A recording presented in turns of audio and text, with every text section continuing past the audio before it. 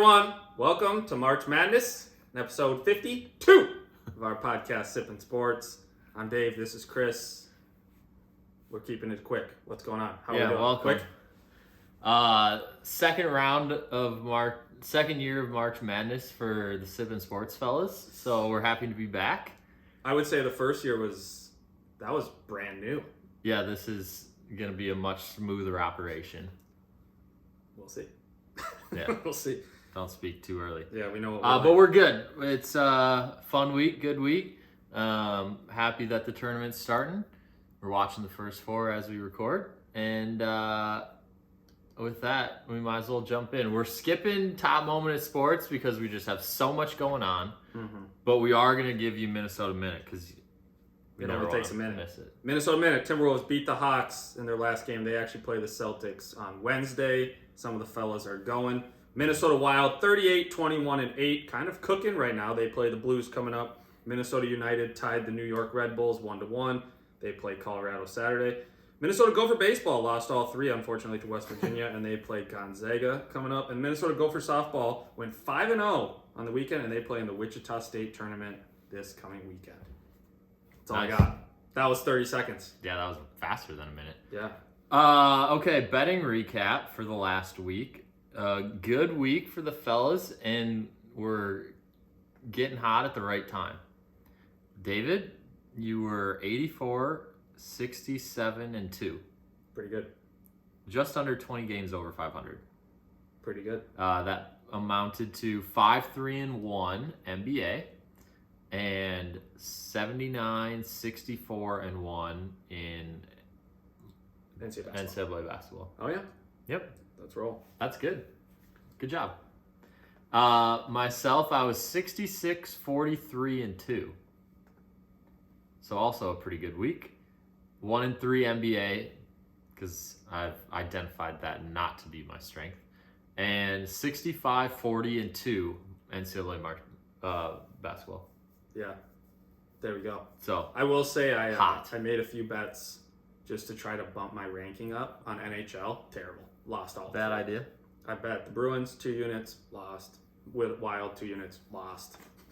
Terrible. I followed Such, who's literally been hot, and I think I jinxed it. That's too bad. Yep. No more NHL for me. Sorry. I'll let Such do that. That's probably a good idea. Yeah. Gotta stay hot where I'm hot. Yeah. All right. So plan for today. We're going to go through the regions. We're going to go South region, each game there, and East region, each game there. Then we're going to take a little powwow break in the middle, do our beer and seltzer review, because at that point we're going to be we're going to be thirsty, yeah. And we're going to have to quench our thirst. There we go. And then we're going into the Midwest and the West to finish out the episode. Yeah, so technically if you're looking at the bracket, left side, then the right side. Left side, beer and seltzer, right side. Yep, there it is. Boom. Okay. We're starting at the top. We got Houston. Jesus. We're already messing up. We got Alabama and the play-in winner. That is either SEMO or Texas A&M Corpus Christi. If you stick with us for about 20 minutes, we'll actually give you a live update on which team that is. But I don't think it really matters. It does not. It doesn't matter. I mean, Alabama's going to smoke them. How do we feel about Alabama being the overall number 1 seed? I think after the SEC tournament, I think I do feel better. Mm-hmm. I think what's crazy is throughout the year, Quinterly, their point guard, literally came off the bench, averaged like 15 minutes. Coach, Nate Oates said, screw it, you're going to starting, and they just scored a bunch of buckets. He started every single game in the tournament. Yeah, he's been off the bench the rest of the year. That's what I'm saying. They finally started him. He's an All-American last year. Yeah, but they also have Mark Sears coming in. He was a very solid point guard as well. I think they looked better this tournament than I've ever seen him play. With Javon Quinterly or whatever. I think they play better. He plays faster, and he's a better shooter. Well, they played together. Because of him. They play better because of him. He's a better player. He's All-American. They play together, those two guys. It's not like the other guy didn't play. No, that's what I'm saying. But when you have the primary guy in Quinterly taking the ball instead of Sears, I think he's a better decision maker than Sears. I didn't watch them that closely to see who was their primary they literally ball smoked handler. Every team. No, yeah, I know. So they look better. So I think they're going to be, yes, I think they deserve to be the number 1. Okay. Yeah, I agree. Good offense. Shoot a bunch of threes. Shoot a bunch of free throws. Play fast.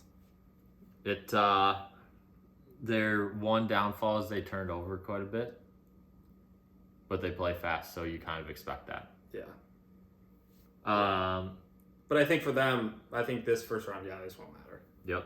Later on in the brackets, like the turnovers might matter, but this won't matter. Won't matter. Yep. And they got a guy that you can give the ball to, and he's going to go get a bucket. Yeah, Brandon Miller. That's. Yep. We're not getting into details, arguably. No, I mean, probably shouldn't be we're playing. We're playing basketball. Yeah, we're playing basketball. Or we're talking basketball. Okay, second game, we got West Virginia 9 seed, Maryland 8 seed. Spreads 2.5. Favorites is West Virginia By 2, yeah. By 2.5. I think here's the thing. I think the 2 points, truthfully, is almost a pick 'em. It's close. It's close. I think, because I think, especially in the March Madness, I think you won't have games really decided by 1 point in the first round. I think they'll be decided by at least 3 or more. I feel like you almost have to go into it with the approach of the NFL, where it's like, if you think the team that's the underdog is going to win, then you're going to choose money line. Right. If you think that the favorite is going to win, then you choose that they're going to cover the spread. Yeah, 100%. So, what do you think the threshold is, though? 5? For this game? No, for points before you start taking the points as the underdog. Oh. What's the threshold? Because 5.5, I always feel like it's 5.5 or 6 because that's 2 possessions. I think 4 points is teetering. When it gets to 4.5, then I start thinking about it. Yeah, that's fair. Yeah. But I don't know. It kind of also just goes with feel too. Sometimes I feel like there's just more outcomes that you can see a win, and if you're at that stage where it's man, I just want to win one, or I just want to get the good vibes flowing, then I might take the points, because then if they're winning by 15, then there's way less sweat than if you have money line and then the other team starts coming at them. Yeah. 100%. So over under is 137.5. Who do you like in this game? So I like I'm gonna go with Maryland.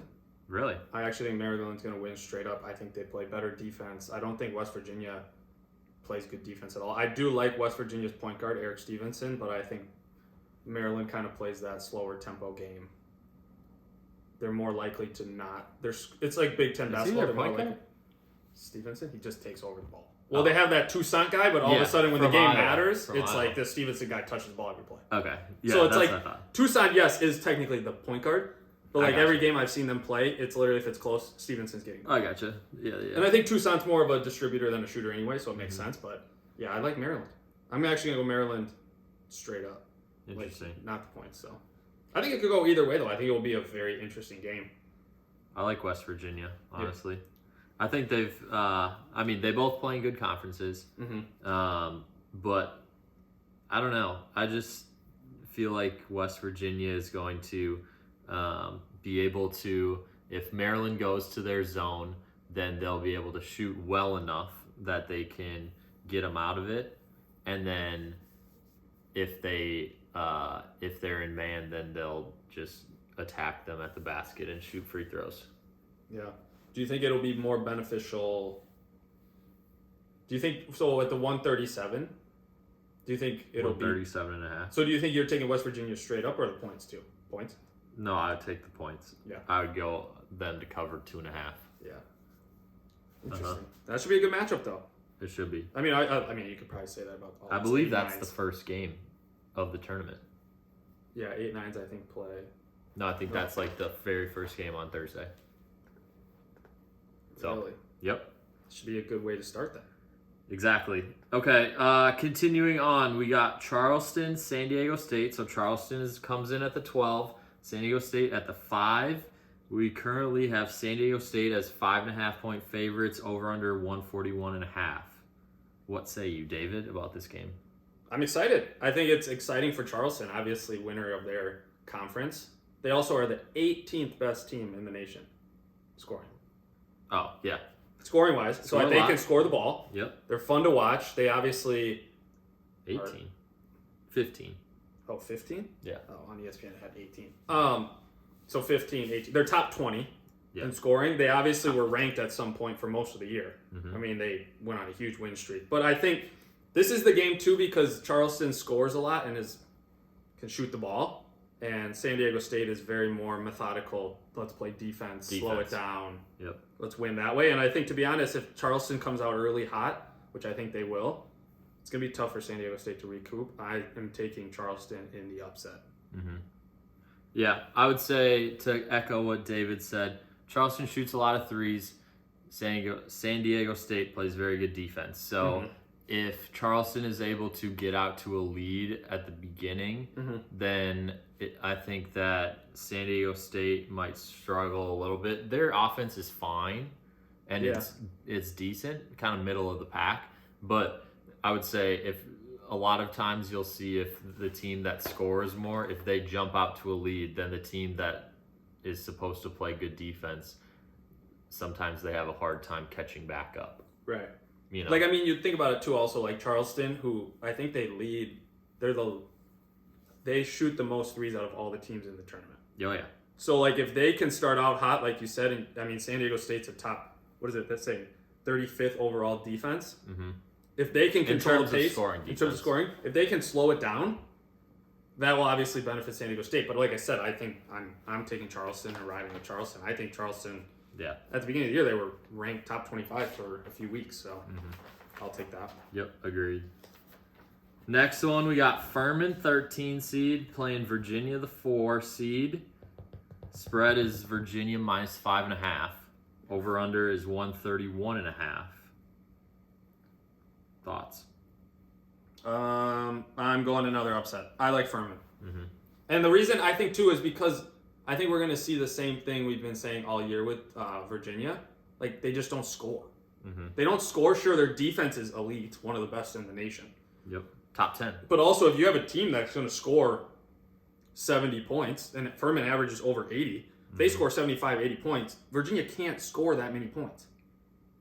Like, it's hard for them to keep up. They're the same way, too, as San Diego State is. They love to just play slow tempo, play at their own pace. They like to control the game, so it's like the same story, kind of. If Furman can come out, score a few buckets, get the pace going, they're in control. I feel like that's what I've seen when I've watched Virginia the rest of the year, is they do have a challenging time catching up when they go down. Vanderplas, he's out, too. Yeah, so an injury matters. And also... What's crazy, too, with a team like Virginia, obviously they don't turn the ball over very much. They're one of the worst free throw percentages as a team. They're at like 69% as a team, free throw percentage. Said it before. I'll say it again. Free throws, free throws, free throws. Free throws. Especially if you slow the game down. Yeah, that's not good. And also, free throws, not good when you're trying to cover 5.5, because Charleston, if they are losing, then they're going to be fouling. And if Virginia can't make their free throws, then that's where the backdoor covers hit all the time. You meant Furman, not Charleston. Oh, yeah, for Furman. But what I'm saying with Furman, too, also, is they huck up a lot of threes, too. I mean, I think the outstanding thing about this is, like, these upsets, they all shoot a ton of threes. Yeah. So, and I think it'll be an interesting game, though. But, yeah, I think Furman actually will take that one. I agree. So we have 12-13 already, first region. Yeah. I'll say this, though. I'll say this. I think, like I said in the last episode, I think by the time the second round hits, these numbers won't matter. Charleston was ranked top 25. Furman's a very good team. They have experience. They have veteran players coming back. I mean, I like it. It's true. All right, next one, we got NC State as the 11 seed playing Creighton, who's the 6 seed. Currently, Creighton's 5.5-point favorites, and the over-under is 148.5. Yeah. I mean, they both score quite a bit of points, higher upper 70s, mid to upper 70s. Yep. I think Creighton's big guy, Kalkbrenner, I think I'm saying his last name right. I think he'll take over that game, and I think... NC State is a big guy, too, though. Yeah, but I think Creighton was one of those teams that at the beginning of the year, everyone was like, whoa, Creighton should win. Creighton's great. Yeah. Nembhard's a great point guard. They went through some trials and tribulations during the year. Yeah, they actually went on like quite a bit of a game losing streak. Yeah, like I think it was 6. Yeah. Oh, 5. 5? Yeah, 5. Oh. I have 5 games. It's 5. My notes. Yeah, they struggled during that stretch, but I think they're starting to cook a little bit here. Yeah. Well, I think they kind of had that turn it on and Figured then it out. obviously the Big East tournament didn't go like as planned, but like still, like I think they kind of showed the potential. So there you go. It's true. So I'm taking Creighton in the points. I'm taking Creighton too. Do you think they're gonna cover? Yeah, 5.5. See, dude, there's so many 5.5, 4.5, yeah, 5. Like, 5 what are we and a half, doing? I felt like it was almost every single game. Right, like the 5.5 was almost like it was like the teaser where it was like, we think they should win. That's where you start to get worried a little bit. Yeah. But I'm sticking with Creighton as well. Yeah. Next game, UCSB is the 14 seed, and Baylor is the 3. You got Baylor minus 11.5. Over under is 142.5. Yeah. One of your favorite teams that you've talked about plenty of times on this For the podcast. first round of the games, I think Baylor's a very good team. I'm taking Baylor and the points. Okay. I know this year has been Why? a little different too. Also with them struggling, like in the first round, obviously losing to Iowa State was tough. But or whatever round it was, first round I think. But I just think Baylor will come ready. I think their coach will have them ready. I think they'll play well. Okay. I like UCSB. I'm not gonna lie. Winning? I think the most likely is that they cover, but I am going to sprinkle a little bit on them straight up. Okay, there it is. I mean, they cover 66% of their games this year, so that's a good start. And so you got a team that 178th in offense of scoring. Yeah, but if you look at it, it's only 6 points below Baylor. Yeah, but yeah, it will be interesting. You I know. mean, it'll be interesting. I think They play good defense. Yeah, we've talked about this off screen though. What makes it tough with those? Also, fun fact: this is live. Texas A&M Corpus Christi just won, so Boom. they'll play Alabama. Chalk one up for the boys already. We both had that. Yeah, we both had it, and unfortunately, you're about to get spanked. So it's okay though. Yeah, exactly.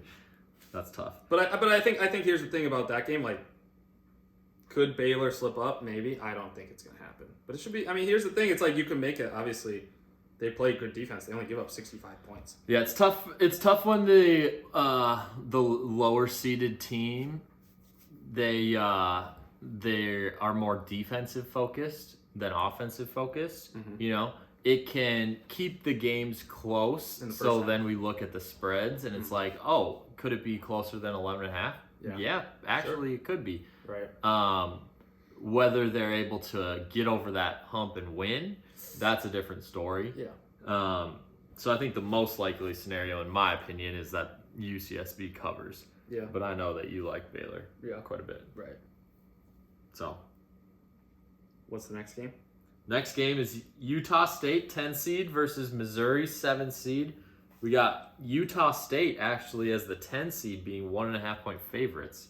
Yeah, that was surprising when I saw And the over-under is 155.5, so pretty high over-under. Yeah, I mean, both teams score a lot. Both teams score over 78, 79 points a game. Yeah, top 30 in the country. Top 30 in Both the of country. Yeah, Missouri's also probably in the bottom threshold for points up. Probably gives up about 75 points a game. Yes. So they obviously have to just outscore opponents. But I think the deciding factor that comes back to me, I'm actually going to pick Utah State.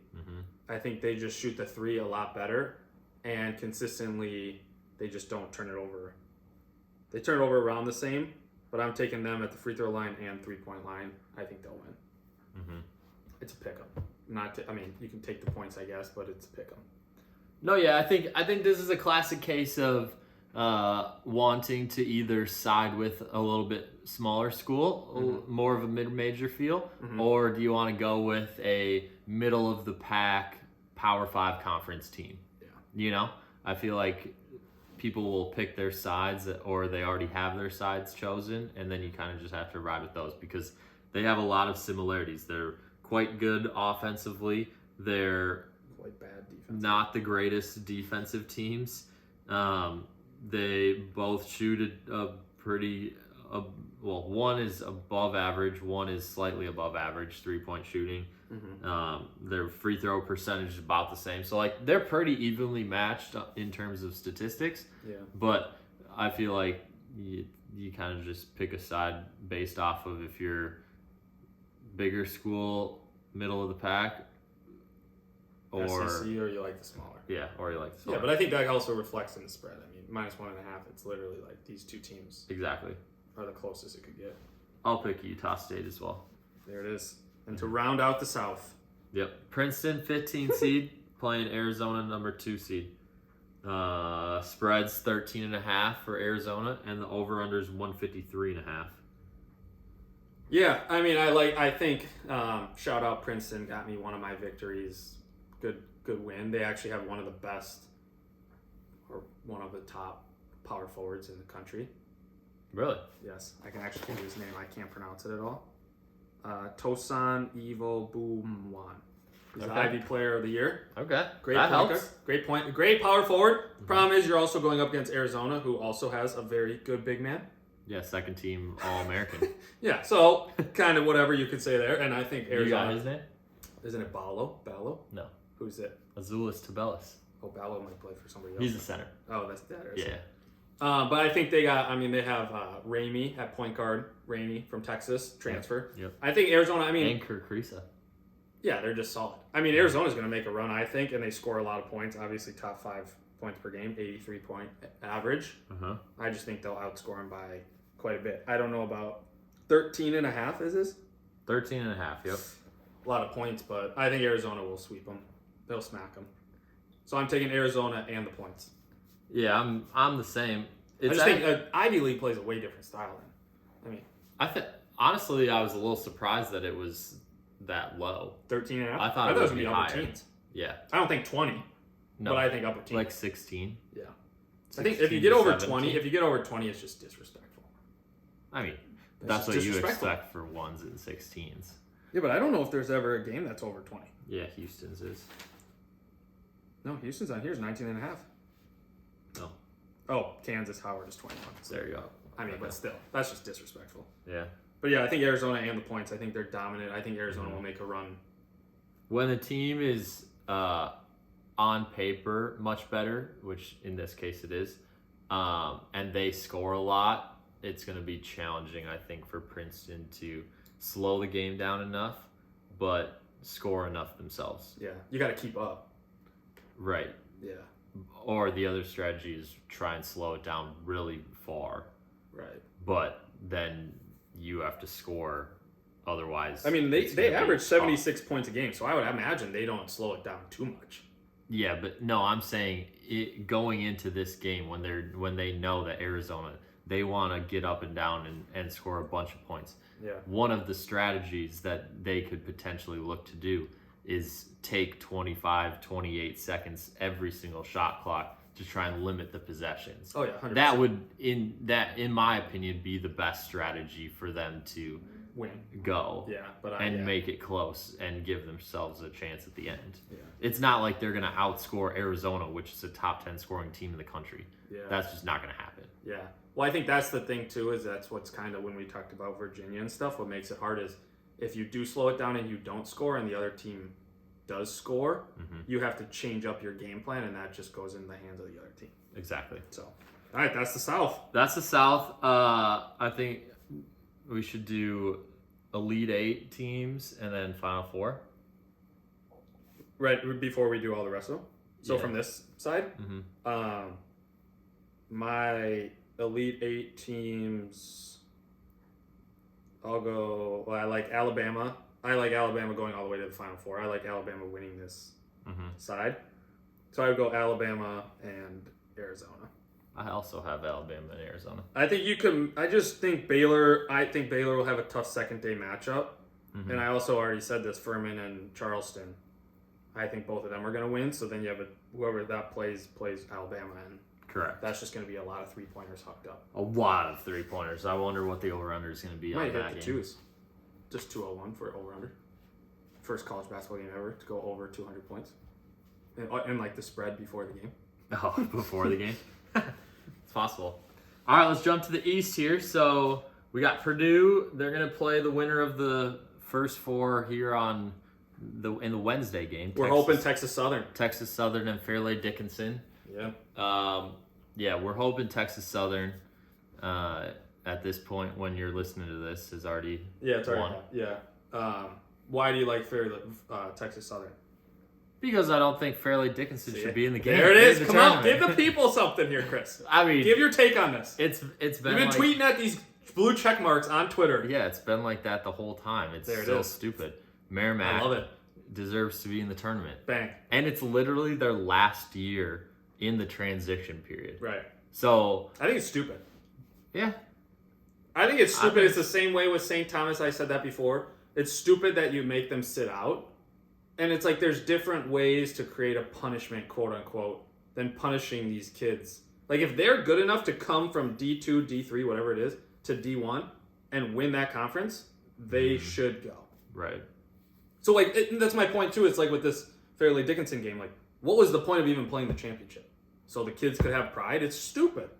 Like I get it to an extent. Like the Merrimack actually got the trophy and everything. As they should, and they should be here. Yeah. Getting spanked by Purdue, but they should be here. Well, I don't think that they would have been. No, they wouldn't have been a playing game. Probably They wouldn't have been in the playing game because they won the regular season and they won the conference tournament. That's not to say that they wouldn't, but I think that they would be in a better spot. Yeah, they'd probably be playing Kansas. Yeah. Texas Southern, though.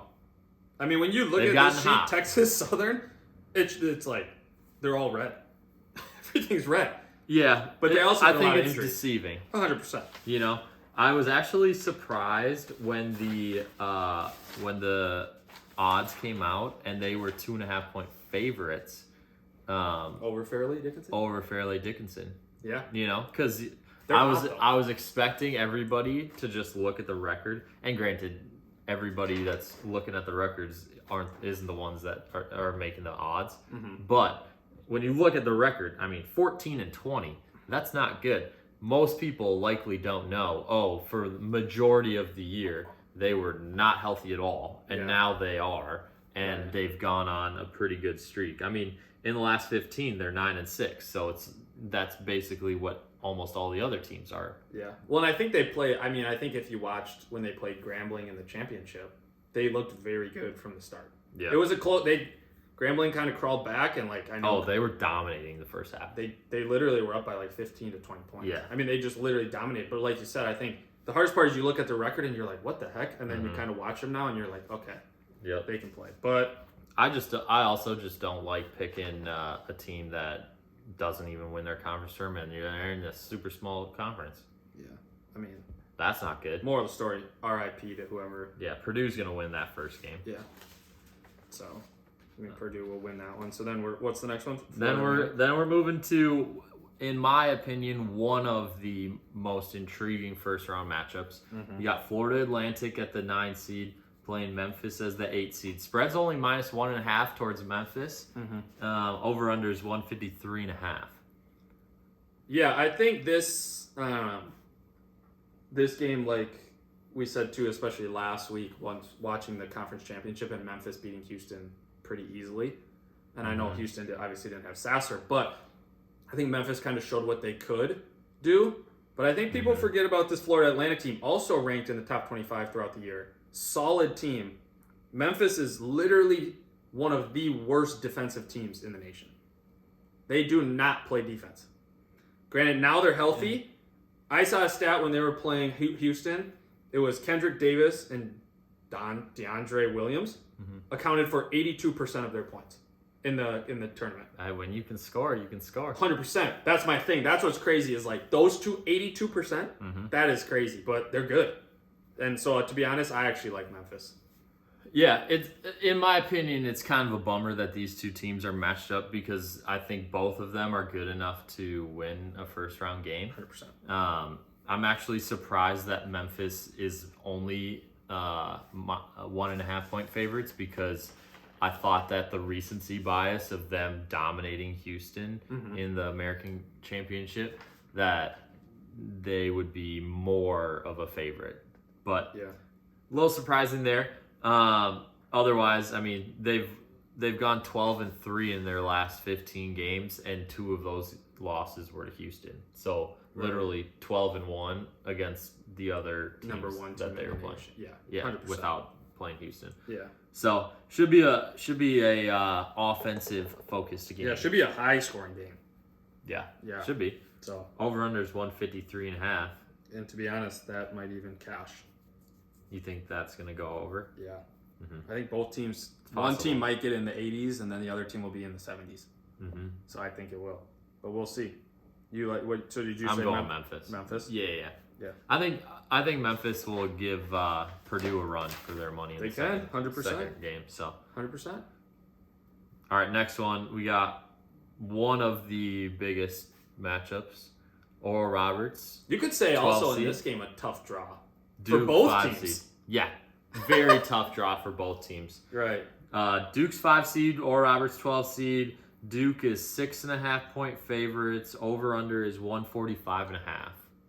Yeah, I think the thing is Tough matchup. I think this is tough. I think it's tough for Duke because Oral Roberts has the players that obviously their point guard Abris or whatever. A. Smith. Yeah. Great player.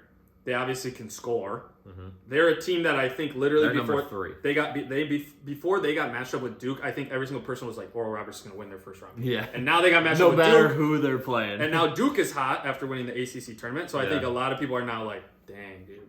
Duke could make a run. Mm-hmm. Yeah. But this also, I mean, these last two games, it's literally like, do you guys really have to put these up against each other? Like, I know. These teams could make runs. Such a bummer. But I'm taking Oral Roberts. I'll say this. Oral Roberts, 6.5, but I think Duke wins by less than 6.5. Oh, so you're picking the spread. Duke. Spread. I'm Duke taking Oral straight up, Roberts. Oral Duke Roberts shirt. to cover. Yep. Gotcha. I have Duke winning. Spread, that's tough. Because I think this has the feel of being a close game. Has that feel of an upset. I mean, everyone's talking about this game. Literally everybody's talking about this game. It has the feel of it. And I feel confident that whoever wins this game is also going to win the next game. Mm-hmm. I'm just having a tough time picking who's going to win this game. So I think I'm going Duke. Yeah. It wasn't easy, but I think I'm going to pick Duke because they have been playing very good teams and they keep winning, and they seem to have turned a corner from the beginning of the year when they looked awful and literally could not win a game on the road. Yeah. To now they seem to have found something and they are continuing to keep that train rolling. Yeah. There it is. So I think they're going to beat Oral Roberts. Spread, definitely more of a concern there. Mm-hmm. Next one, Louisiana Lafayette, 13 seed, coming in against Tennessee, who's the 4 seed. Spread is 10.5 Tennessee. Yeah. Over under is 135.5. Yeah. I think the spread is very scary. I think so scary. Louisiana could easily cover that because Mm-hmm. Tennessee's also shown games where they can't score more than like 45, 50 points. Yeah, that's alarming. Granted, they only give up 50-some points. They're top 5. What are they defensively? Number 3 by giving up 57, 58 points. So I'll say this. I think Tennessee does win that game. I think Tennessee runs into more issues in the second round, but I don't think they cover 10.5. 10.5 is a lot of points. Yeah. Yeah, I also see Louisiana covering for sure. I think they could give Tennessee a run for their money and maybe pull off the upset here. And I think that the loss of Zakai Ziegler as their point guard for Tennessee, I think that it's going to be tough against a team like Louisiana Lafayette, who has very good athletes and could provide some issues for them on the offensive end for a team that has shown that they struggle on offense. Yep, 100%. So I'm definitely picking Louisiana Lafayette to cover. Probably sprinkle a little money line. Yeah, That's a pretty good payoff. that would be. I mean, the sprinkle. You got to think that that's probably plus 350 to 400. Yeah. That'd be my guess. I don't know off the top of my head. It's probably similar to the USCSB one. Probably. And maybe reaching the 4s, but But whoever wins Duke or Roberts, in my opinion, is going to beat whoever wins this game. I have that as well. Yes. There we go. All right, that's easy. Providence, 11 seed, playing Kentucky, the 6 seed. We got Kentucky, only 3.5-point favorites, over under 144.5. Yeah, the spread is kind of weird, but I think I do like Kentucky. I think Kentucky's kind of figured it out. Why do you think it's so close? I don't know. That's why it's scary. Do you know if Wheeler's playing for Kentucky? I thought he's questionable still, but... Yeah, because he didn't play in the SEC tournament. That would be an issue, because they also didn't have their backup point guard. So keep an eye on this injury thing with Kentucky, because if they don't have both of their point guards, then that's going to be an issue against Providence. So the latest is he'll be out for a bit, but that was before senior night. Okay. So that's the Wheeler. They kind of need don't really him. have anything. Yeah.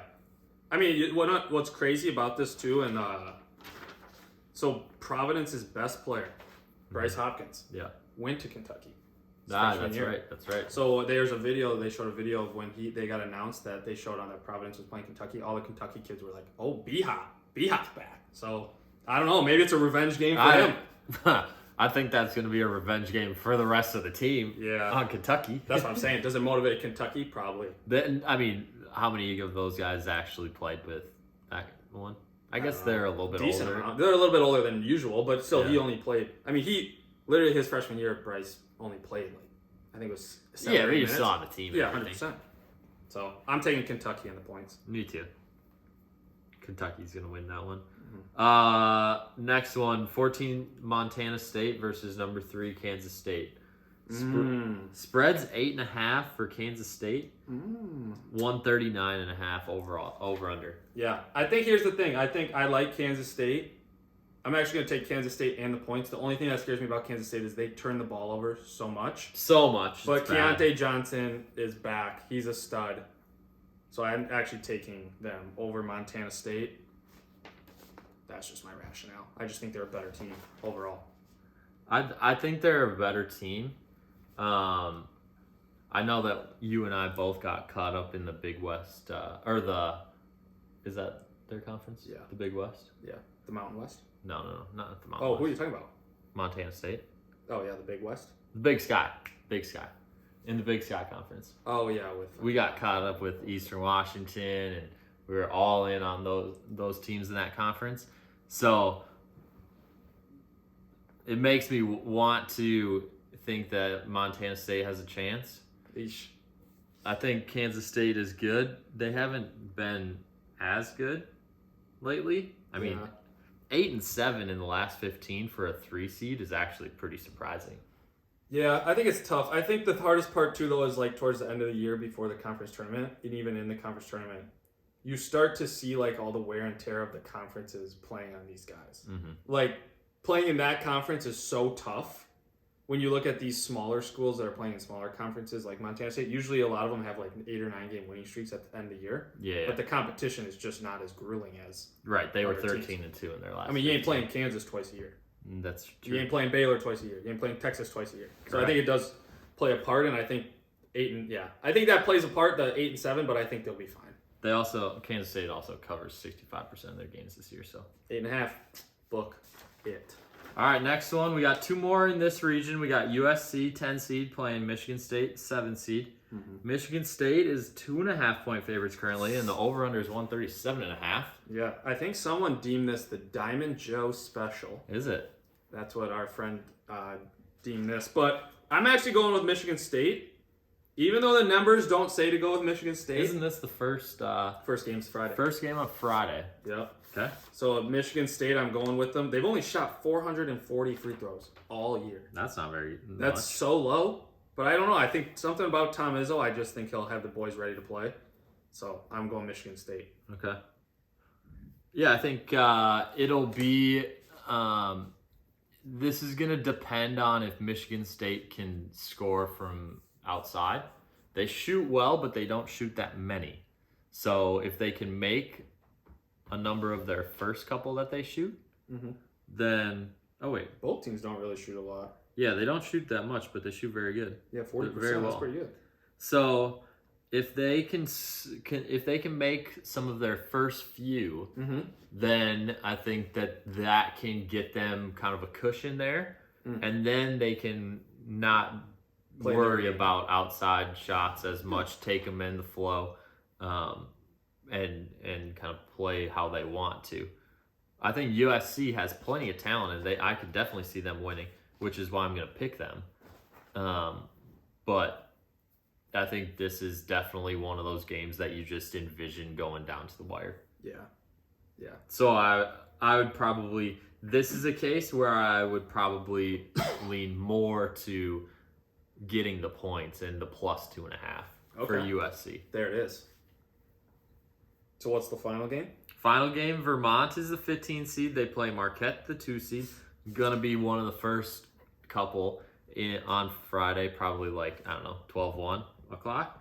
Spread 11.5 for Marquette, and the over-under is 143.5. Yeah. I don't know. I've always thought about this one because I like Vermont. I think Vermont can score. I think Vermont's an interesting team to watch. But I do think after watching the Big East tournament and watching how dominant Marquette was, I'm taking Marquette in the points. Vermont's actually a better defensive team. Yeah, but they still score 73, 74 points a game. Mm-hmm. But I'm just saying, I think they can score. I think they can somewhat keep up with them, but I think at some point Marquette's going to take over. I think the thing that I learned, and I feel like I still don't know that much about Marquette, but I would say the thing that I learned about Vermont when I watched the American East final was they go 5 out. So I don't believe Marquette plays with a post big guy. Mm-hmm. So that's a tough matchup for them, because if they were playing an Arizona where they have a more traditional big guy, or if they were playing, well, I guess the 2 seeds, they all have pretty mobile teams. Like if they play UCLA, it doesn't really matter. Right. But Vermont plays 5 out, so their 5-man is going to be out on the perimeter.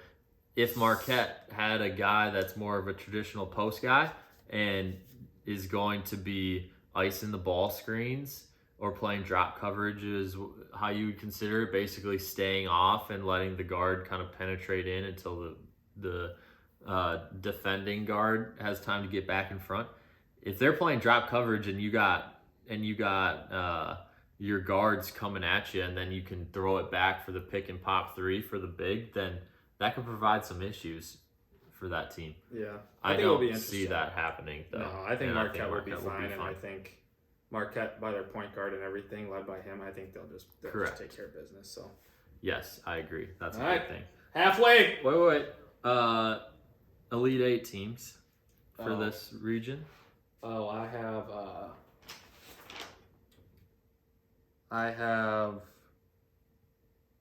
actually have Purdue Elite 8 versus, this is tough to say, Kansas State. I actually have Kansas State winning. What? Yep. Picked it. Upset. Into the Final Four? Into the Final Four. Oh, wow. I'm shocked. I have Duke versus Marquette.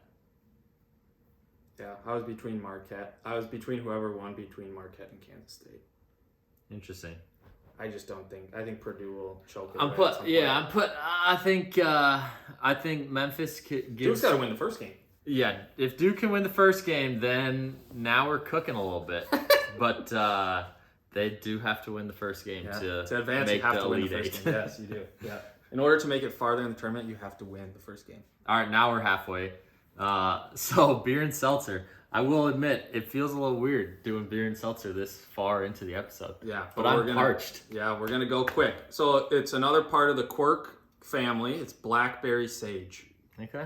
Hard seltzer. It's got some green on it. St. Patrick's Day is this weekend, which is why we're drinking a nice cold Finnegans Irish Amber. Drink like you care. From Finnegans in Minneapolis, Minnesota. Irish Amber. In honor of St. Patrick's Day. There it is. Celebrate accordingly, folks. Maybe that's why Michigan State's favorite. People like Michigan State. Green on Friday. Food for thought. Are they? I guess Baylor's green. They But they're play on Thursday. Yeah. Sorry, it doesn't work. Yeah, you don't get the carryover. No, unfortunately, it doesn't work like that. No carryover. All right, blue. What is it? Blackberry. Blackberry sage. Blackberry sage. Let the foam run down. We've had 2 good ones with these. We have.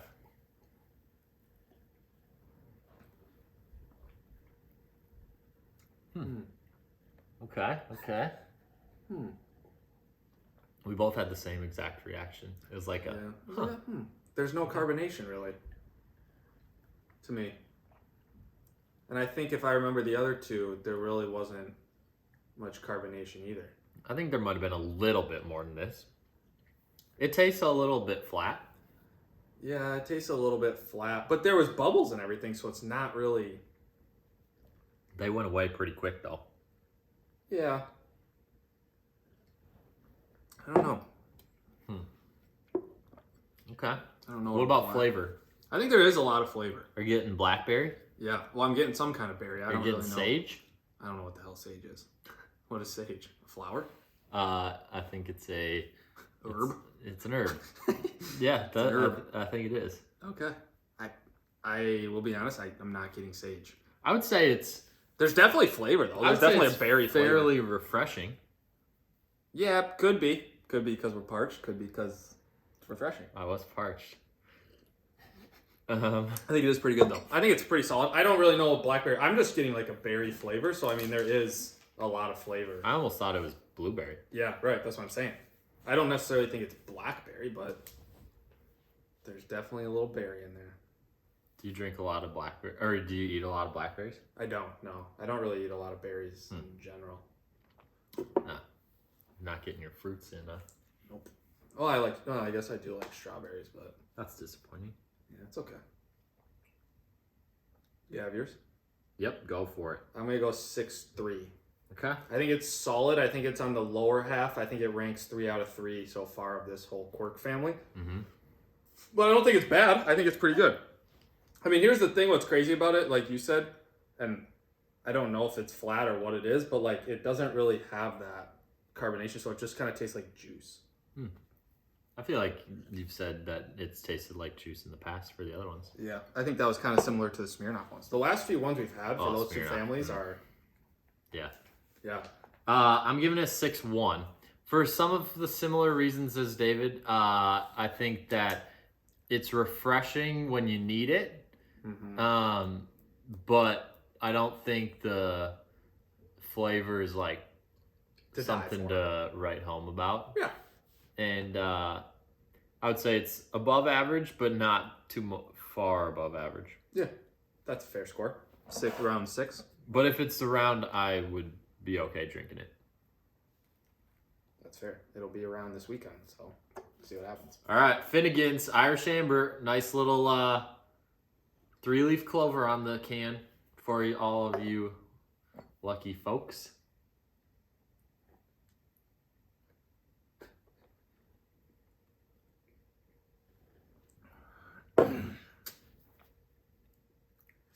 What do you think? Yeah, not great. Amber ale. Irish Amber. Yeah, I don't really love it. No, not a fan, huh? No, I think it's a little like almost too like, I don't know what it is, but it's like tart. It's almost like it's like the hoppiness is almost getting to me. Well, it is 20 on the IBU scale. Yeah, we did look that up before what that meant, so that means how hoppy it is. But I think it is. Here's how bitter it is. Yeah, I don't know. I'm not a huge fan of it. Okay. What are your initial thoughts of it? It's a challenging taste to describe. It's kind of like, it's almost like you can taste the flavor, but it's like being pushed down by something to like compress it. Yeah, it's just there's not like, it doesn't really pop. I don't know. Maybe it's like, I don't know. Maybe it's the hops that is just like trying to push down the flavor, you know? Yeah, now that I'm drinking more of it, I don't think it's getting any better. Oh, it's getting worse. I don't know. Now that you said it's pushing down, it's like I'm almost focusing on pushing Is down. that happening to you though? Yeah, but it's like it just is like there's not, like you said, there's not like a lot of flavor. Huh. Like it's like forced. Yeah. Huh. Hmm. And it just has an aftertaste. Interesting. It's similar to IPA in that sense. Oof. And we know IPAs. We know IPAs aren't our favorite thing. Right. So, all right. What do you got? Oh, I gotta get something down here.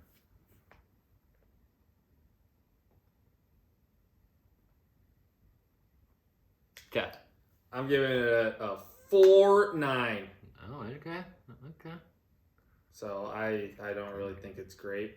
I probably wouldn't get another one for sure. / get one at the bar. Okay. But I mean, it's St. Patrick's Day. You know, it is what it is. Yeah. Celebrate. Sometimes you just gotta give in and get an old Irish amber. That's what they say. Which is why I'm giving it a 5.5. 5.4. 5.4. Okay. Because sometimes you just gotta give in. So would you say your score would be different if it wasn't St. Patrick's Day? If it wasn't Irish themed on St. Patrick's week? There it is. Okay, that's fair. I think that it's just like, Yeah, there's nothing to it. the flavor's getting pushed down. I don't like to get pushed down. I'm trying to lift people up, baby. So what'd you give it? 5.4. 5.4. Yeah. Jesus. You got 4.9. 4.9. Seltzer. Yeah. We're doing it backwards. 6.3 for Dave. 6.1 for me. That's the Blackberry Sage. Blackberry Sage. Quirk. There it is. So and that's what they call a review. There it is. That one, Dave. Finally. You've been on it. The last few weeks, you know. But I'm proud of you. thank you. All right, let's continue on, folks. Moving over to the right side. Onward and upward. What do you got now? Wait, what? For the Midwest? Yeah, we're in the Midwest region. Oh yeah, that's the top right, baby. Okay. So we got Northern Kentucky, 16 seed, playing Houston, which is the number 1 seed, number 2 overall. Mm-hmm. Houston is minus 19.5, and the over-under is 122.5. Low score. I think here's the thing. Low about over-under. Low over-under. Yeah. But what's crazy about it is like Houston. That's what Houston does. Mm-hmm. I think they're the number 2 team in the nation defensively for scoring. Yeah. They play solid defense. They're literally every year they're always in the mix for best defensive team. Like that's just what they do. I don't know. We've talked about this. I don't know if Sasser's going to play. I don't think it matters. For this first one, The only thing it matters for is the spread. I think 19.5 is a lot of points, and I've actually feel like Houston will win handily, but for some reason, somehow, they will not cover 19.5. Really? I don't know what it is. Like, every time I've seen them, they've always had these high spreads, and they just don't cover. Yes, their record is over 500 for covering. Yes, but I'm telling you, watch their last few games, they just don't cover. Yeah, their record against the spread is 18-16. So they are over 50% covering spread. Yeah, I just don't know. They also have had literally the highest spreads probably in the country, I would say. Oh, yeah. Has to be. I mean, they just don't give up a lot of points. They play solid defense. They get you out of your rhythm. Well, they're the best team in the worst conference. Like, considering all of the best teams, they're in the worst conference out of all of the what you would consider best teams. Yeah. So they're going to have the biggest spreads. Right, 100%. I mean, there's only one other team, Memphis, that's even comparable. But correct. I think it is. I think here's the thing too, and I don't foresee Sasser playing, especially if he could. I don't think he'll play. I don't think it makes sense in the first round. Right, 100%. They'll win that game. Yeah, I think for them though, if he can play, they'll make a push. But yeah, so I have Houston, but I do not have them covering the spread. Mm-hmm. Yeah, I think the over under is interesting. I mean, it's tied for the lowest over under in the first round. With the game we'll talk about in a little bit, but I think it down here. Yeah. Oh yeah. But so I mean, you could easily see a 70-50 game. That doesn't even cover. And that would be under. Yeah, that's what I'm saying. They just don't give up points. That's around what the projected score is. Yeah, they just don't give up points. They play defense. And here's the thing about them is even if they're not scoring, so like the game before, I think it was against East Carolina, the game before the championship against Memphis, they weren't scoring great, but they just didn't give up points. Right. Like, they just don't give up points. They grab rebounds. They play defense. They get every rebound. The difference is, too, they're playing for a coach who legitimately, if you don't dive on the floor, takes you out. Because they have so many good guys. So yeah, I love it. There it is. Great coach. Also love the sweatpants polo look. Yeah. One of the few that can pull it out. He's a boss. Yeah, it's good. All right, moving on. We got Iowa's the 8 seed playing 9 Auburn. Spread is 1.5. Favorite is Iowa. Over/under is 152.5. So if you don't, if you're a defensive fan, you might want to watch the game before. If you're an offensive fan, you probably want to watch this game. Yeah, and I think this game is very interesting because I think both teams, obviously, like you said, can score buckets. I think this game, Auburn doesn't score as many as I thought they did. Yeah, I think in past years they've scored obviously a lot more, but they also used to huck up threes too. But I think they can score with the best of them. I'm saying though, I think obviously Iowa can score a lot. They do. Yeah, and they give up a ton. Yeah, so I think it will be a high-scoring game. I think the difference is I'm actually taking Auburn. I think actually Iowa will come out very hot and then will very much cool off, and Auburn will kind of take control. So I'm actually taking Auburn. Wow. And it's literally a pick 'em. I think it could go either way, but I'm going to take Auburn. That's a surprise. I'm going to take Iowa. I think offense will remain supreme here. And I also think that Iowa has played better as of late than Auburn. I think Auburn struggled a little bit, and they probably needed a little reset. So this time off that they've had before the tournament started could have done them well. But, I mean, you had some people talking before Selection Sunday as would Auburn even make it? Yeah. You know? And so when that comes into play, then they're all the way up at the 9 line, and they're playing Iowa, who's a team that can get out and score pretty quick. I think that might give them issues. So I'm going Iowa. Okay. I would say that they're probably going to cover. Yeah. Well, that's, I mean, pick them. That's not saying too much. Yeah. Just got to win by 2. Yeah. All right, next game, another one that's going to be very interesting. We got Drake as the 12 seed, Miami as the 5 seed. Miami is only 2.5 point favorites currently. Over/under is 147.5.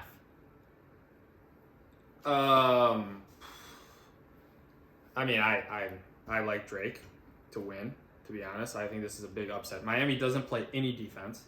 They give up a ton of points. Yes, they can score, but Drake also, I think, literally has the power. I mean, they have Tucker DeFreeze as a bucket. They got Garrett, what is his last name, Sturtz, who's been there for 10 years. I think he went to school with Brennan. I think he was in Brennan's freshman class. They're old. Brennan. They're old as shit. Yeah. But they are buckets, and they play well, and I think they're old, and then they have the player of the year as their not old guy. Tucker. Yeah. And I think they're good. I mean, I think they're solid. I think it's one of those upsets where it's like, I get Miami, people like Miami, and like, sure, they won the ACC regular season, but I just don't think they're that good, and I think they're going to get beat by Drake. Because I think here's the thing: is Drake beat in their championship game Bradley handily. Bradley was a solid team. Yep. Good defensive team. Good defensive team, and they smoked them. So I'm going Drake. Yeah. I'm going Drake as well. I think the spread is very telling because if you see this number jump up to like -5 for Miami, that probably means that their center Omir Is playing. is going to play. Yeah. Right? Like 2.5 is assuming that he's not going to play. Right. Which in gives my it, opinion. Yeah, which gives it tough. That's tough. Right. So if you think that he's going to play and that won't change the outcome, then maybe you wait a little bit so that you can get in when the money line goes up. Yeah. Yeah. If you think that he's not going to play, then you might want to take it right now. Yeah. So we'll see what happens. But I do think Drake will cover, and I think that they're going to win straight up. I mean, it's going to be tough when you don't have your center. Yeah. I think even then, it's like, it makes it more intriguing, but I think Drake. I don't know why. I just like Drake. Yeah. Interesting. All right. Next one, we got Kent State, number 14. Or sorry, that should be number 13. Kent State, number 13, playing Indiana, who's number 4. Yeah. Indiana's 4.5 point favorites as a 4-13. Yeah, which is Over-under's 140.5. Yeah. I think this game is kind of tough. I think this game could truthfully, I will say this. I think Indiana is a good team. I think TJD, my guy, is obviously one of the best players in the nation. But I think also at the same time, what makes it tough is, why is the spread only 4 points? Yeah. You're a 4 seed. Shocking. You're a 4 seed. But I think it's also with the first team All-American. Yeah, well, I think Kent State has kind of shown that they can play with people. And, obviously, it's going to come down, truthfully, to how the rest of the team plays. Trace Jackson Davis will get a double-double, but it depends how Hood Schifino will play, who did not play very well against Penn State. And it showed, obviously, in that, losing to Penn State. But I think this will be a different game. I think he will play better. I have Indiana avoiding the upset. Oh, you do? And covering, yes. Oh, interesting. I know. I think it could have gone either way. I just think TJD will take over, and I do think Hood Schifino will play better. Okay. And Race Thompson will be good too. I think I have Kent State winning. Yeah, I mean they're good. What are they? Golden Eagles? The Golden Flashes. Yeah. They got Sincere Carey. He's a beast. They have good players. They I think that the name of the game will be if Indiana makes their threes. They don't shoot it very often because they obviously play through TJD. Right. And so I'm not exactly sure if Kent State's going to have to bring a double or whatnot. So if he's going to have to kick it out or not. Right. But if they're able to make some threes, I mean, you got Miller Kopp, who's supposed to be a good shooter. So he has flashes. And you got the other two dudes, Hood Schifino and what was the other guy? Thompson or something? Yeah, there's a Thompson. No, not Race Thompson. No, not Race Thompson. Who's the white guy that? Yeah, I don't know. I can picture his face. I don't know what his name is, but you think that he's supposed to be a decent shooter. Yeah, but I think here's the thing. I think what's crazy about it, and I don't understand why more teams don't do it. I think teams started to do it in the Big Ten tournament. Is dude, once TJD gets the ball, once Zach Edey gets the ball, these powerhouse guys, double team them right away. You gotta take away his right shoulder, left hand. 100%. But I'm saying also at the same time, double team him right away, show him something, and just get him pissed off. Granted, TJD doesn't really get as pissed off. It's as easy as that. You just piss him off. Hey, I'm telling you right now, if you watch the games of the Big Ten tournament, the games that were successful, these guys double teamed TJD and said, hey, you're going to beat me, because Hood Schifino's potentially could beat you, could not beat you. Is he a great player? 100%. Supposed to be. But as you look at the games with Purdue struggled, why is it? Because Zach Edey's only got 15 points. The other guys can't shoot. Yeah. So I think I truly think it could go either way, but I truly do think Indiana will win, and you have Kent State. I got Kent State, baby. There it is. All right. Next one, we got Iowa State. They're waiting the winner of Pittsburgh, Mississippi State. Obviously, that game is happening Tuesday, which is coincidentally right now. Yeah. But what do you think about Iowa State? I don't know. Iowa State is kind of a weird team because they've shown some flashes. That's what I think. Yeah, but they made Baylor look bad in the first game. And I know you didn't get to watch as many games because you actually have a real job that you can't watch TV yet. But for us that didn't watch it, the Big 12 tournament, they made Baylor look bad. And that's hard to do. Baylor's a solid team. Especially but they've also had 5-10 in the last 15. Yeah, but they've also had games where it's you lost to Oklahoma by what? And it's Iowa State. So it's yeah. I don't know. They show flashes. I'll say this. And this is tough to say. Say it, David. If Pittsburgh wins, I think Pittsburgh beats Iowa State. If Mississippi State wins, I think Iowa State wins. Is that too far to say? No, I mean that's kind of very logical. Right. I think it's logical. I mean, here's what's crazy is Mississippi State shoots 27% from three. That's one of the worst in the nation. No. Take one out of that. That is the worst in the nation. Yes, thank you. So what I'm saying is Iowa State, I think, will beat Mississippi State. I think Pittsburgh gives them more of a run.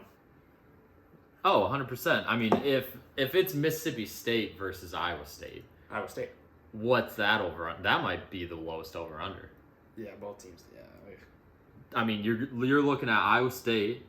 68 and 66. So they're at 16th best defensive scoring team in the country. Yeah. You got Mississippi State, who's number 8. So you got 8 and 16 defensive scoring teams in the country. That might be lower than 122. I know. That's what I'm saying. It might take the cake for lowest over-under in the first round. Yeah. So that's not a game that I want to watch. So I'm hoping Pittsburgh wins. Yeah, Pittsburgh can put up. Because that'll be much more enjoyable. Even though I hate Henson. Hinson. And I think Pittsburgh would beat Iowa State. Right. Yeah. I think it's possible that Mississippi State wins. I think that's a complete toss-up, and it'll be just the ugliest game ever. Yeah, it'll be 52-48. It could be. A minute left. It could be. But I think the loss of Caleb Grill for Iowa State is going to show a little bit if they are like here for a little while. Yeah, well, I think it makes it harder in the second round if they make it there because Correct. he was a great shooter, and now you put a lot more pressure on like Kalsher, who has shown flashes, sure, but also I've watched games where he goes 0 for 6. Yeah, like early. Flash is good, Flash is bad. He's a great defensive player. He's one of the best defensive players probably in their conference, but he just sometimes when he shoots, it's like that's not even close. Yeah, and he's supposed to be a shooter. So there it is. All right, next one we got Kennesaw State, 14 seed, first ever national tournament for them. I know. I actually like watching them. That was a fun game to watch in their tournament. Yeah, against Liberty. Yeah. Great game. Yeah. They play Xavier, number 3 seed. Currently spread is 11.5 favorites for Xavier.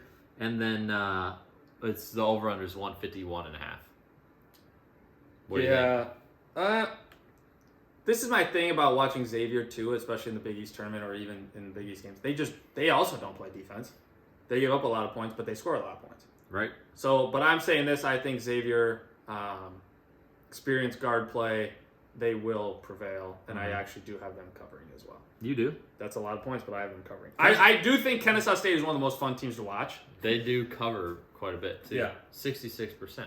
Yeah, I don't know. There's some reason I'm leaning towards Xavier. Okay. I think Xavier will definitely win. Yeah. Just 11's a lot. But I think Kennesaw State could potentially cover. Yeah. I think that there's more outcomes where I see them covering versus not. There it is. So that's what I'm going with. But I think Xavier could make a little run here. Well, yeah, especially because they would play either Iowa State or Pittsburgh. If Pittsburgh I think that they would win that one too. I think they would win, yeah. All right, next one we got Penn State, Texas A&M. I would also say that this is one of the games that I'm most looking forward to in the first round. I think this is a head-scratcher game. But Penn State, number 10 seed, Texas A&M, number 7 seed. Texas A&M is 2.5-point favorites, over under 134.5. Head scratcher, why, David? Head scratcher because Texas A&M was top 25 in the nation. I believe the last ranking had them at 18. 18! And you're a 7 seed. Yeah. Then Penn State makes it all the way to the Big Ten tournament, gives Purdue a run for their money, loses by 2. The championship. And you're the 10? Well, I think that they were on the bubble going into the. And so I can kind of understand Penn State a little bit being a 10, sure, and they probably played their way to a 10. Right. I don't understand Texas A&M being a 7. Yeah, it doesn't make much sense to Makes me. zero sense to me. I do like Penn State guard Pickett. I think he's a good player. I think he literally just showed in the Big Ten tournament he can get wherever he wants and make a bucket. Mm-hmm. But I am also taking Texas A&M here. I think Wade Taylor, what is that, the 4th? I believe so, yeah. Figures it out. He was old. I think he had 0 points against Alabama in that championship. And he started out like 0 for 8. I think at least in the first half. Yeah, he was really bad. But I think he figures it out. I think they're a good team. I'm taking Texas A&M and the points. Yeah. I also would like Texas A&M. One, I like Buzz Williams because I think he's a great coach. One of the sweatiest coaches in the league. But he's also one of the best dressed. Well, yeah, he also changes at halftime because he's so sweaty. Yeah, exactly. That man's closet, it must be massive. Oh, 100%. Plus, I believe they also go suit shopping for the team. Yeah, they're probably good guys. I mean, he is a good guy. And he also does a lot for the community. So if you're looking for good guy points, that's your guy. Yeah. So I think Texas A&M is also going to win. I think it's a drastic underseeding. Oh, yeah. I mean, if you just obviously it's not going to be perfect, but if you do the approximate 1 to 4 is the first seeds, 5 to 8 is the second seeds. They should be in the 4 to 5 range. They should be in the 4 to 5 range, and now we're sitting at 7. Yeah. And they also got screwed in their side. I mean, they have to play their next game. Yeah, tough. But I think Texas A&M is going to win this one. Mm-hmm. Cover 68% of the time. Decent. That is decent. So, I mean, what's 2.5 points? Maybe a lot, but I think... maybe not. Or maybe not. That's possible, too. Yeah, so... But Texas A&M for sure. Yeah. All right, well, that leads us into the next game that David was alluding to. We got Texas, the 2 seed, playing Colgate, the 15 seed. Spread is 13.5 for Texas. They're the favorites, and the over-under is 147.5. I know that I mentioned Colgate was one of my teams that could provide an upset, and I just don't see it happening against Texas. That's unfortunate. Heck no. Texas? Yeah. No, I don't see it happening. I mean, I see them getting close to maybe the 13.5. I think that's actually a decent spread because they can shoot the 3. Mm-hmm. Heck no, they beat Texas. Sorry, no. I know. When I I think saw Colgate that is fun to matchup, I watch, was though. so bummed. Yeah, Colgate is fun to watch, but it's also one of those matchups where it's just tough for them because it's like, dude, Texas is a team that people could go to the championship. Yeah. I mean, they have that run. Look at what they did in their conference tournament. Yeah. They made Kansas look silly. So it's like, I think the end of the day, I truly think it's crazy where it's like, you just kind of got screwed, Colgate. But, So screwed. I was a little surprised that they were a 15 seed. yeah, good toothpaste, though. But, I mean, if you look at the other at the 14 seeds, I mean, I guess Kennesaw State, that'd be a toss-up between them and Colgate. Grand Canyon, I would think they would be higher than Grand Canyon. Yeah, dude, I don't know, man. It'd be nice one day, I think one day one of our friends' goals should be to get on the committee just to figure out what's going on in the heads. Like, what are we doing here? Yeah, Because, like, this year, and I get it, like, you're playing matchups, you're playing whatever, but, like, what are we doing? there's a couple of questionable. There's a few questionable games, and it's like, hey, what are we doing? Yeah. So I have Texas winning. Same. Colgate, I would love to see them cover because I do love watching them play, but Texas should run the table on that. This is I mean, Texas looked great in the conference tournament, and they didn't even have Timmy Allen. right. Is he supposed to be back? He is supposed to be back. Okay. But it's like, love that. even without I Timmy love Allen, that. they looked great. Yeah, but I love it for just the rest of the tournament that he's gonna be back. Yeah. Oh, yeah. I'm a big fan of that. Yeah. All right, so that wraps up the Midwest region. Mm-hmm. Elite 8 teams. Who you got? Well, I'm going no surprises here. I'm going Texas and Houston, and then I actually do have Houston winning. I think here's the thing, and it sucks because I hate saying this, but like, it does suck that Sasser got hurt because these are my boys. I mean, truthfully, they'd probably have the best odds to win the championship. I believe they still do. I mean, you think about it, your second game is Iowa Auburn. See ya. That's an easy game. Then what do you have? Drake, Kent State, Indiana, Miami. Nah, give me whoever you want. Then you have probably Texas is your next hardest game. Texas Houston would be a fantastic game. That's my Elite 8. Yeah, it has to be. I mean, no offense, it has to be. But I'm picking Texas to win it. Oh! So I got Shocker. Texas in the Final Shocker. Four. I know. It's a weird feeling to say that I'm picking Texas to go to the Final Four. Aren't you picking Texas to win the whole thing? What? Oh. We're not there yet, David. No, I know. Insider information. Yeah, you got to keep listening. All right, before we get to those picks, we're going West region. So you got Kansas as the third overall number 1 seed, playing Howard 16 seed. Spread currently before the first 4 game shakeout. Kansas is 21.5 point favorite, so that's the highest. This is McCullers playing?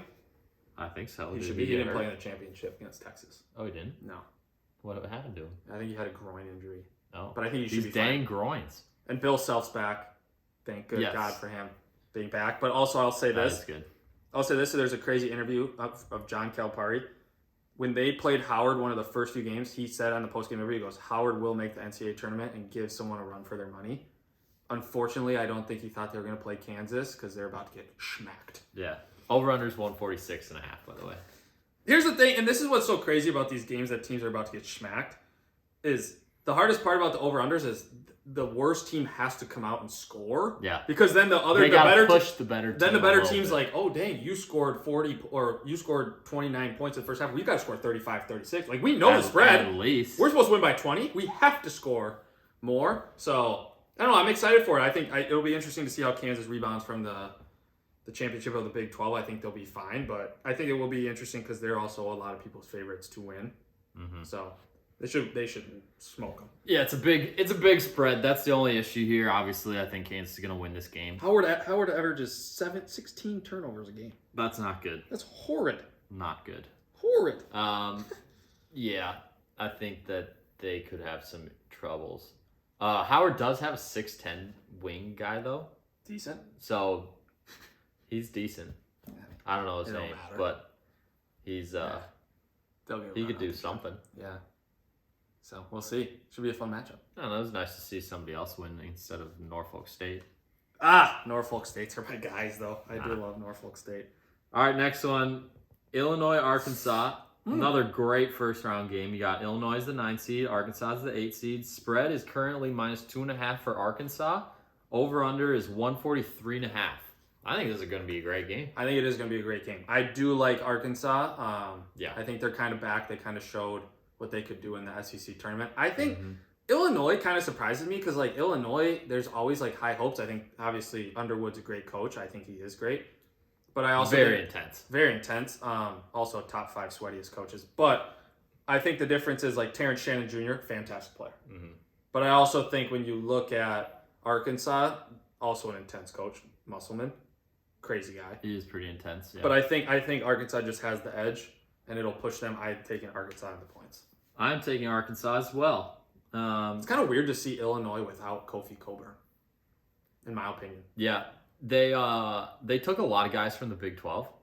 Yeah, coming into this year, and they have a lot of good recruits. So, I mean, they got Ty Rogers coming off the bench, who is quite good as a freshman. I mean, they have good players, but I don't know. I just think that Arkansas has the star power, and they've slowly been coming along. They had some injuries. They had some guys. Nick Smith, I believe, is their best player's name. Yep. Right, Nick. He didn't play at the beginning. Now he's coming back in, and now he's in, and he's their best player. Going to potentially be a lottery pick. So, I mean, I think that they'll be able to figure it out. As long as the dudes that can't shoot threes stop shooting them and give it to the guys that can shoot outside, then they'll be fine. Piece of advice. Can't shoot threes, stop shooting threes. Yeah, they keep doing it, and that's why they're struggling a little bit. I feel like that's the SEC way, though. Everyone shoots threes. God, it's so Look frustrating. at Alabama. Everyone just give it to the guys that can actually shoot, and then you'll be okay. You'll actually score the ball. Stupid. But anyways, okay, we're both on Arkansas there. Next game, the other game that's tied for the lowest over-under. We got VCU as the 12 seed playing St. Mary's as the 5 seed. Spread is -4.5 going St. Mary's way. And the over-under is 122.5. The same over-under as the Houston game. Two pretty good defensive teams, David. Very good defensive teams. Obviously, St. Mary's being in the top 10, VCU being in the top 25 to 30, top 25 at 24. I think, I don't know, when I watched St. Mary's play Gonzaga, not in their championship game, but in the last game of the year at Gonzaga, they showed a little bit more spark. But the hard part was, then they went and played Gonzaga in the championship, and they just looked terrible. Yeah, I don't think you would have learned much in that game. No, it was terrible. It was literally terrible, and it was awful. And don't even get us started on how that conference tournament plays out. It's terrible. Ridiculous structure. But I'll say this. I think St. Mary's has a good player. Logan Johnson's a great point guard / shooting guard. He kind of controls the game. But I will say, after watching VCU play, I don't know. This is tough. I know I said St. Mary's, and I think I picked St. Mary's in my bracket, but I don't know. This game might be the lowest scoring game in the first round of the March Madness. And I do think it'll be low scoring, and I do think VCU will cover the 4.5.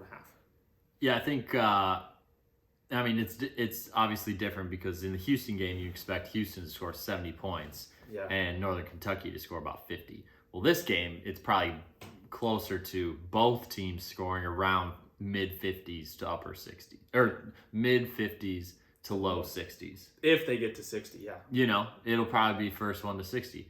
But I think that the most important part of this game to me is Aiden Mahaney able to handle VCU's defensive pressure. Yeah. Because when they played Gonzaga, I believe it was the second, because they beat them the first game, then they played them again in the regular season. The final game of the year, yep. he looked awful against their pressure. Yeah. And so if VCU can pressure him and get him out of his comfort zone, he's definitely more of a scoring guard. And so if you take him out of that realm and make him more of a playmaker distributor, I don't think that's where he shines. Mm-hmm. And so I think that if he struggles with handling the ball, then that'll take him out of his game, and that could push VCU to win the game. Yeah. In my opinion. There it is. So I have VCU winning too. Okay. Straight up. Bang. What's the next one? Next one, Iona is the 13 seed. They're playing number 4. UConn's spread is 9.5. UConn's the favorite there, and over/under is 143.5.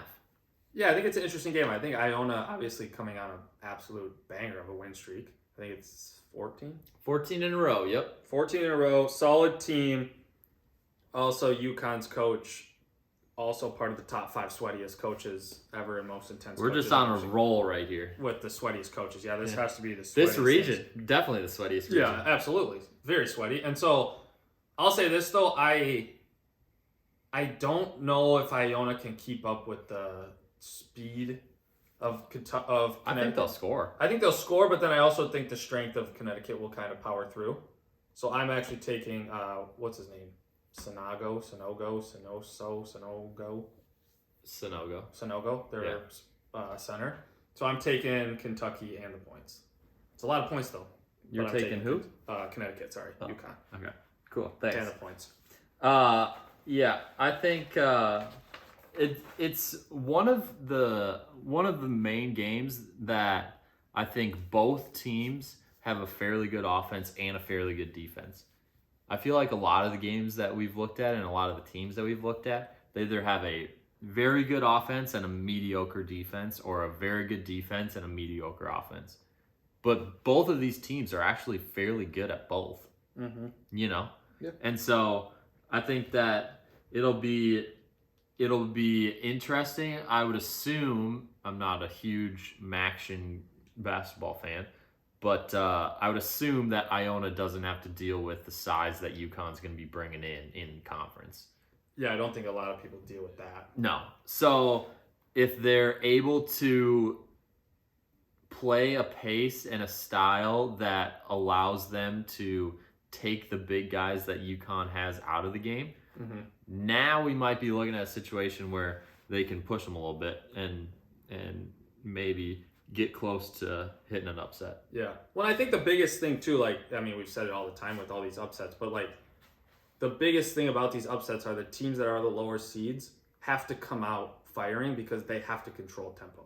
Mm-hmm. It's the same here. If Iona doesn't control the tempo, they're done. Because then UConn can play their game and give it to the big fella and let him do what he's got to do. Yep. So, yeah. The big fellas. They got a dude coming off the bench that's just as big. Right. All right, next game, we got another playing game. So we got TCU awaiting the winner of Arizona State and Nevada. They play Wednesday. What do you think about TCU, David? I actually do like TCU. Obviously, it puts a damper that their big man, big man, Lampkin, mm-hmm. best rebounder on their team, is entered the transfer portal. Obviously, didn't play in the good part is he hasn't been playing lately, so it's not like, whoa, it's a surprise. Oh my gosh, she's gone, now what? Yeah. And I think Miles Jr. coming back is a solid player, one of the best players in that conference. Yeah, great. So I do like TCU no matter who they play. Mm-hmm. I think it would be a more fun game to watch them play Arizona State than it would be Nevada. Yep. Because I think Arizona State has the potential to be like, oh, hey, we have that ability to beat them. I don't know about Nevada. I don't really know a lot about Nevada, to be honest. But I'm going TCU either way, so. Yeah. Nevada's kind of, they're interesting. I don't really know what they are that good at. Right. They didn't end the year particularly well either. Yeah, I don't. And maybe I don't stay up late enough to watch these Nevada games. I don't know. That is always the toughest part about. I don't know anything about them. Yeah, it is tough. But they finished 7-8 in their last 15. So that's not great when you're not playing Kansas 2 times, Texas 2 times, Baylor 2 times. Right, you're playing not great teams. Well, they do have 3 other tournament teams, so they're not playing slouches, but still 15 games. You're not playing those 3 teams every 5 games. Correct. So, but yeah, I think Arizona State will probably win that, and I think TCU is going to win it. I would hope that we're going to talk about this game next, but my hope is that TCU plays Gonzaga. That's my hope. Yeah, that'd be a very good game. I mean, yeah, go for it. Next game. Oh, yeah. We're cruising right into the next game. Grand Canyon, 15 seed, plays 14 seed, plays Gonzaga, the 3 seed. Spread is 15.5 for Gonzaga. Who's the favorite? And the over-under is 155.5. Is that the highest over-under of the first round? It quite possibly could be. Other than the playing game that already happened. 155. That's Utah State, Missouri, too. Yes. I'll say this, though. I think this game is very fun to watch. I think Grand Canyon, just because they can score with Gonzaga, and Gonzaga really doesn't play defense, I think they will cover the 15.5. But I do like the second round matchup with Gonzaga versus TCU as well. I think that will be a more. I do think Gonzaga easily can win. Yeah, easily will win. I don't think they'll cover. I think Grand Canyon will cover. I think Grand Canyon will cover as well. It's, they hit the over in most of their games. 25 games out of their 33, they hit the over, which is incredible. Best in the country. And so I think they'll be able to score enough to keep up with Gonzaga or slow them down just enough to slide in there for the cover. Yeah, I think what's crazy always while watching Gonzaga, what's crazy about them is no matter how the game starts or no matter if the other team slows it down, Gonzaga finds a way to pick up the speed. Whether they play a little bit of full court pressure, they always speed the other teams up. And that's kind of what St. Mary's ran into what the hard part was. So I think Gonzaga kind of can dictate that tempo. And so here's a question for you. Do you think Drew Timme will bring back the mustache? He has to, right? Probably. That's like his thing. Or the goatee. It's like the handlebar thing. Yeah. That's what I meant, yeah. But I think it's crazy. I mean, they average almost 88 points a game. Yep. They get the ball and they go. Top scoring team in the country. They also only turn it over 10 times a game. Yeah, that's incredible to be the top scoring team in the country, but also only average 10 turnovers a game. That is insane to me. Yeah, so there it is. All right, next game. We got 2 left. Boise State, number 10 seed, playing Northwestern, who's the 7 seed. Northwestern is currently -1.5, so pretty close to a pick 'em. Over-under is 127.5, as both of these teams are very much defensive focused.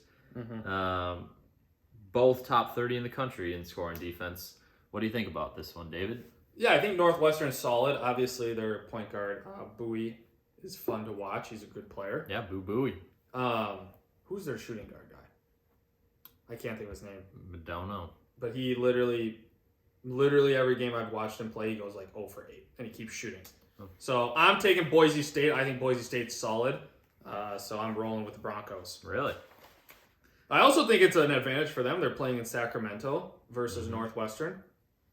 More travel and time difference kind of messes with you. That is a potential advantage. Yeah. So I think the Broncos. I still think Northwestern's gonna come and win this game. There it is.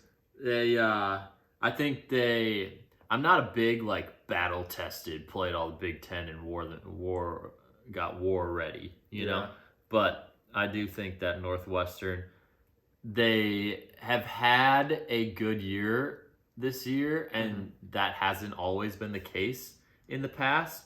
So I think they're going to do their absolute best to keep that going for at least 2 games. Yeah, I mean, I think rolling into the next game, I think they're in trouble, whoever wins this game. Yes, so same concept. You got one team traveling across the country, and you got one team staying in the same state. You got number 15, UNC Asheville, traveling all the way across country to Sacramento, California to play your UCLA Bruins, the 2 seed in the West region. 17.5 is the spread for UCLA. Over-under is 134.5. Yeah, I mean, obviously UCLA is a team that could make a title run, obviously, with the experience that they have. Yes, the unfortunate part is the injuries, but you can't predict injuries. So yeah, but I think they still have enough star power where it's like, hey, they're fine, and they've been playing well. And I think the difference with them too is sometimes when they need to, their defense just steps up. They're a very good defense team. They're very good. They don't mess around. Mick Cronin's a crazy man. Their coach is defensive focused too. Yeah, he's defensive focused. They don't turn the ball over. Obviously, Tiger Campbell's a good point guard. Yep. Amari Bailey's solid. It's very solid. Very solid. What's the guy's point? Why can't I think of his name? Jaime Jaquez. Yeah, Jaquez. I was thinking Junior. I was thinking, who's the other guy? Johnny Juzang. Nah, you can't do Love that. that man. Jaime. Yeah, but so I think here's the thing is like, I think UCLA walks through them. I don't know anything about UNC Asheville. I don't really care. I think UCLA. Drew Pember. Oh, I do actually know. I actually do remember watching that. Drew Pember, best free throw percentage in the nation. Actually, he's shot the most and he's shooting the best. And guess what? That bro went 1 for 2 when the spread was 4.5 and they were up 4, and he missed the second. That's why you remember. That's why I do remember, because he's a big, tall, white guy that can shoot. I don't think he gives him any problems. Did you know where he started college? No. What school he started at? No. Is it a big school? Yeah. Texas. No. Bigger? Kansas. I mean, I don't know if you can get bigger than Texas. That's what I'm saying, like the same size as Texas. Same size. What conference? I mean, do you just want me to tell you? Yeah, sure. Tennessee. Really?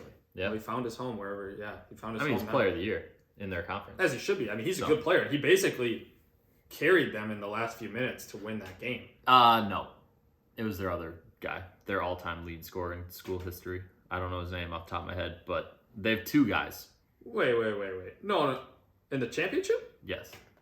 I'm pretty sure Drew Pember was the one that hit the game tying 3. The two He possessions. might have, but it was not him that brought them all the way back. It was the other guy. Oh, he had 29 points out of 77. It was the other guy.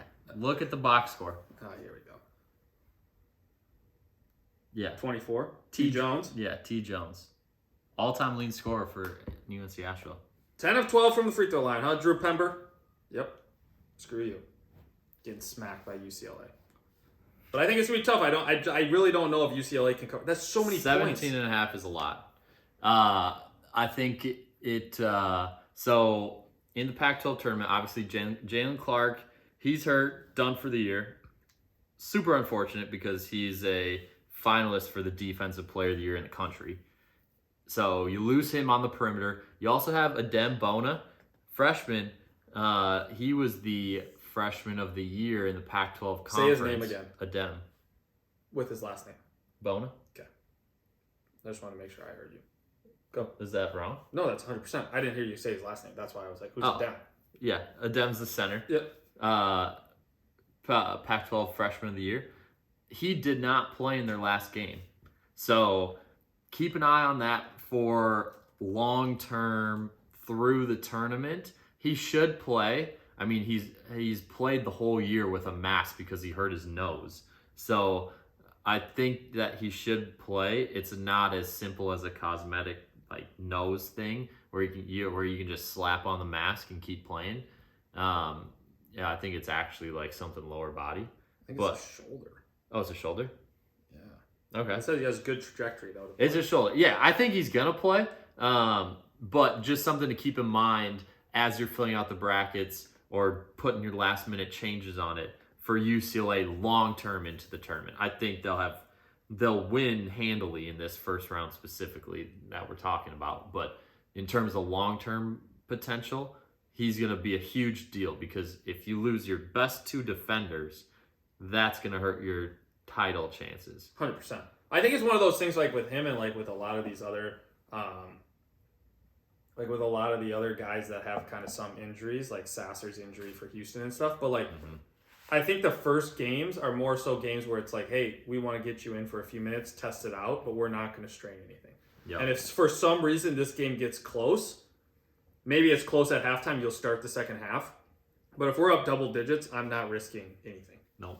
Because you're too valuable in the second, third, fourth round. Yeah. So. All right, there you have it. That's all the games. Well, who do you have? Who do you use your region? Elite Eight. Elite Eight. My Elite Eight is UCLA and UConn. Whoa. I definitely don't. And I'm picking UCLA I have to go to the Final Kansas Four. And Gonzaga. And I have Kansas going to the Final Four. Okay, so you have Kansas, Houston, Alabama, and Marquette. You picked Marquette? No, Kansas State. Yeah. Okay, say that again. So Kansas State. Yep. Alabama. Houston. Okay. Interesting. Okay. And my Final Four is Texas, UCLA, Alabama, Marquette. Ooh. We'll see. So who do you have? Houston. Winning the whole thing. Houston, Alabama, Houston. Okay. I have Alabama, Texas. I know I hate saying it because I'm like, oh, if Sasser doesn't play, I won't pick him. I'm rolling with them. We're hoping he plays. Godspeed to you. Take it home for the fellas. You deserve it. This is the year you deserve it. Houston. Yes. I'm reserving the right to change my champion out of these two teams. Wait, what? You can't Between do that. Once the Alabama- bracket's set, the bracket's set. No, I know. It'll be before the bracket's set. Oh. I'm still deciding who I want to win. If I have to say right now, it would be Texas. Okay. Who I have gonna win, but that doesn't mean that I won't change it to Alabama. Got it. I'm between those two. Man, so you're a second guesser. I am. That's tough. I'm just thinking. Why don't you just create two brackets? And I just mean, have I the same probably thing will. and then just... But that's besides the point. Okay. There it is. Also, don't forget, we're doing a bracket. ESPN.com. Get your last Sip minute. and Sports is the name. Search it. You'll find it. You can also find it on Instagram or Twitter. On both of our We have the channels. links. Literally the Click links. the link and click join, It's and you're in. 2 clicks away. No password needed anymore. We canceled it for you lazy people. Right. We canceled it. Easiest thing in America. We all know no one's working hard this week. Just submit it. Exactly. You got 2 days. Just do it. Well, you got about 2 hours if you're listening right when this comes out. Oh shit. You have today. Yeah. Today. Hopefully you're listening before 11 a.m. on Thursday. Hopefully you're driving to work thinking about your day. Yep. Thinking of how you're going to watch all these games online. That's exactly how I start my Thursdays, listening to Sippin' Sports. Bang, bang, baby. So there it is. That's episode 52. 52. All right. Have fun, everybody. Peace. Bye.